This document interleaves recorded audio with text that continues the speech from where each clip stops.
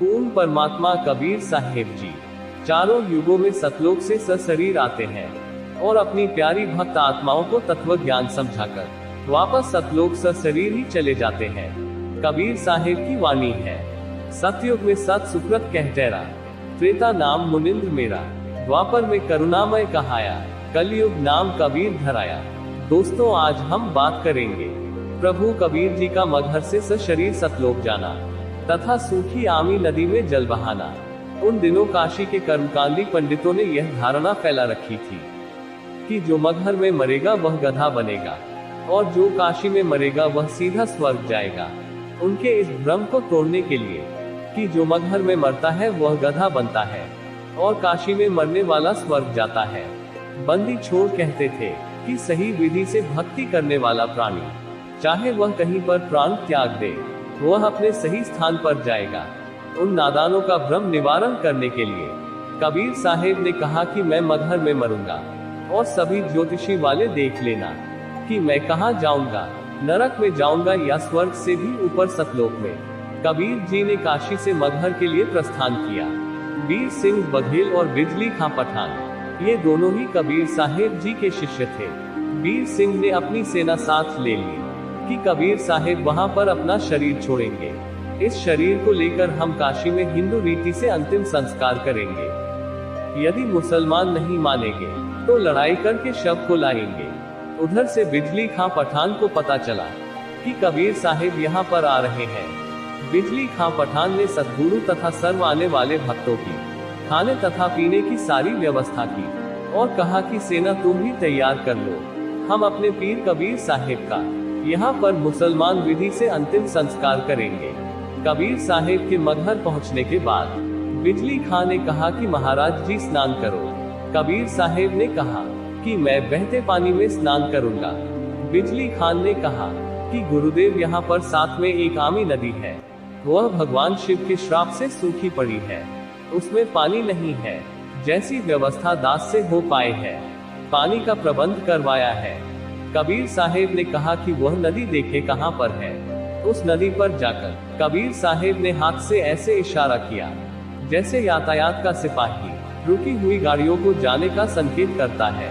वह आमी नदी पूरी भरकर चल पड़ी। यह आमी नदी वहां पर अभी भी विद्यमान है। सब ने कबीर साहिब की जय जयकार की। कबीर साहिब ने कहा कि एक चादर नीचे बिछाओ, एक मैं ऊपर ओढ़ूंगा, क्योंकि वे जानी जान तो थे।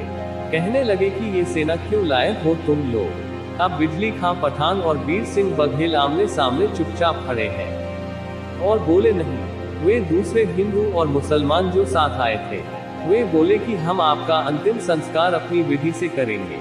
दूसरे कहते हैं कि हम अपनी विधि से करेंगे। चढ़ा ली बाहें और उठा लिए हथियार।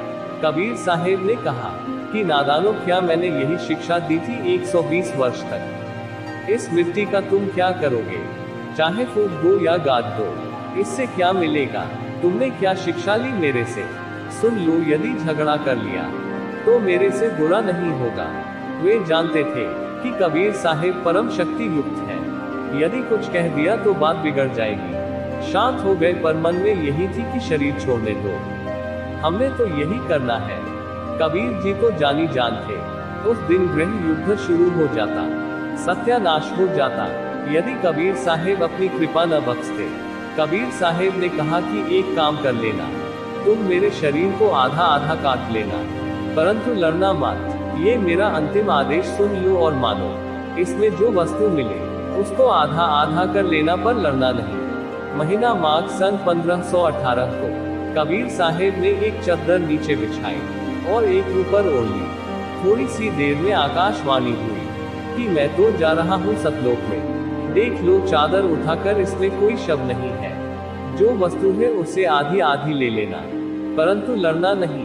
जब चादर उठाई तो सुगंधित फूलों का ढेर शव के समान ऊंचा मिला।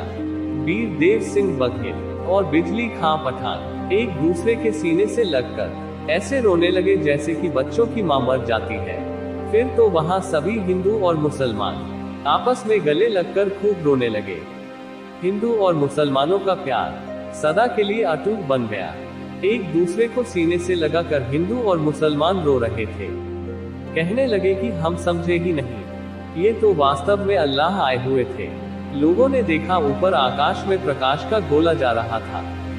दोनों धर्मों हिंदुओं तथा मुसलमानों ने एक एक चादर तथा आधे आधे सुगंधित फूल लेकर 100 फुट के अंतर पर एक एक यादगार भिन्न भिन्न बनाई, जो आज भी विद्यमान है।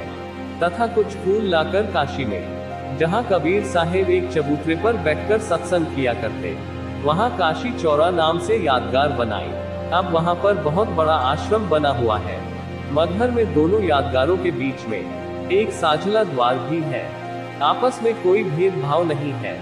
हिंदू और मुसलमान ऐसे रहते हैं कि जैसे माँ जाए भाई रहा करते हैं। इस प्रकार कबीर परमेश्वर जी से शरीर सतलोक चले गए। और अधिक जानकारी के लिए अवश्य देखिए सत्संग सतलोक आश्रम YouTube चैनल पर। धन्यवाद। सत साहेब।